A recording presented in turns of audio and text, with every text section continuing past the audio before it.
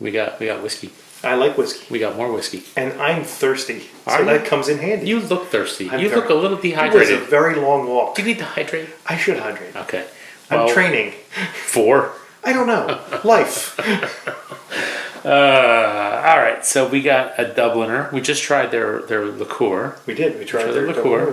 Their caramel honey liqueur. Yes. Sure. And now we've got their Irish whiskey, which is bourbon cask aged. Comes in at 40% ABV.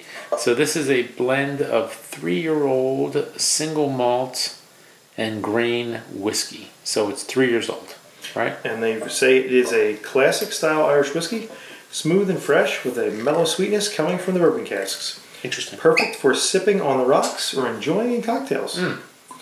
We pride the Dubliner on being the spirit of the city, bringing a little piece of Dublin spirit all around the world. So they recommend this in cocktails or on ice. Either one. Right? But now our mantra, not our mantra, but I should say our guideline is generally that anything that should go over the on the rocks or in a cocktail should be able to stand on its own. And if it can't, it's not worth probably drinking. It's a well drink.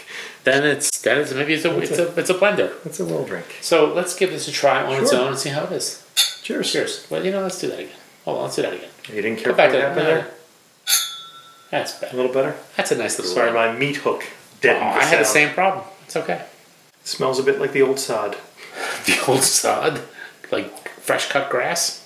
Well, I always find Actually, no. If it's an old sod, it wouldn't be fresh cut grass, would it? I get like a heathery note from Irish whiskey. And I think, and again, because you told me it was Irish, it's all in my head. I'm getting a little of that here. Heather. I know a few Heathers. They're all crazy. Heather, honeysuckle, a little bit of that. Didn't know any honeysuckles.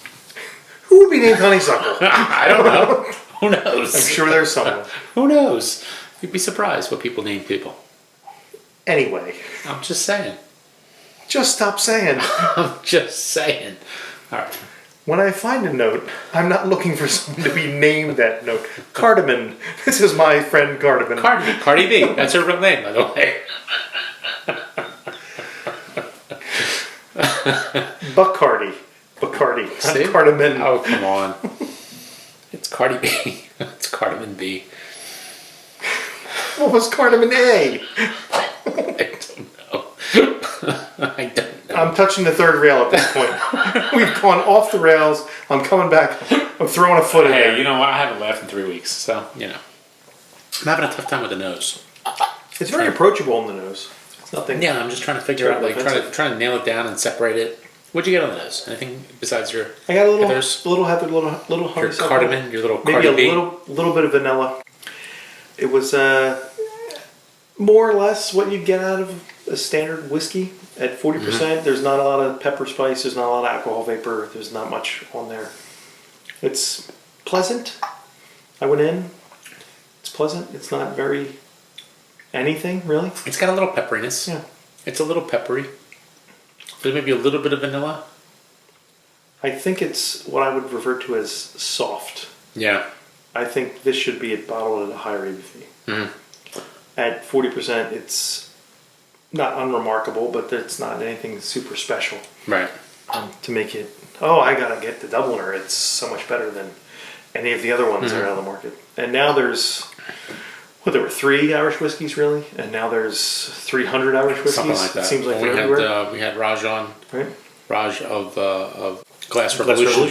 Glass Revolution, and I think he said it was like 60 or some crazy number. 60 or 100, 150. Where at one point it was Bushmills and Jameson and not a whole lot else. Now, is Jameson part of Middleton? Yeah. Okay, it's all the same. Well, they're all part of that Irish distilleries or whatever. Yeah.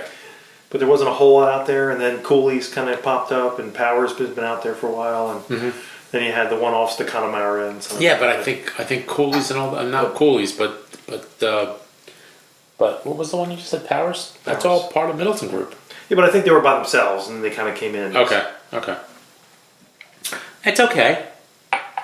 It's nothing particularly groundbreaking, or it's not bad. It's not good. It's just an average whiskey. 83, 84. Yeah, B minus. B minus, something like that. It's just an average whiskey. And there's nothing wrong with average. I don't know what the price point is on this. I don't think it's particularly expensive. I don't find anything off-putting There isn't like a bad note in there. It isn't like it's too woody or too this or too that.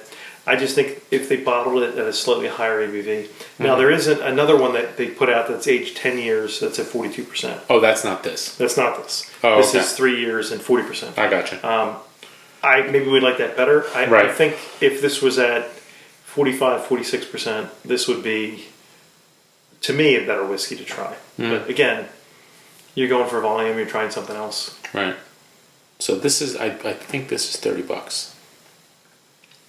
So I don't know. What's a bottle of Jameson go for? Around the same. Around the same price? Around the same price. Would you take it over Jameson? I think I like Jameson better, but I've Jameson's. Right. No, I gotcha. That's what I grew up on.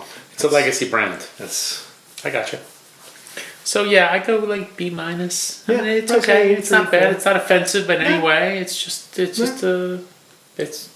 is what it is. So thank you to Quintessential Brands for sending this along. We're happy to try it. We didn't love it, but whatever. You don't know until you try it. Yeah.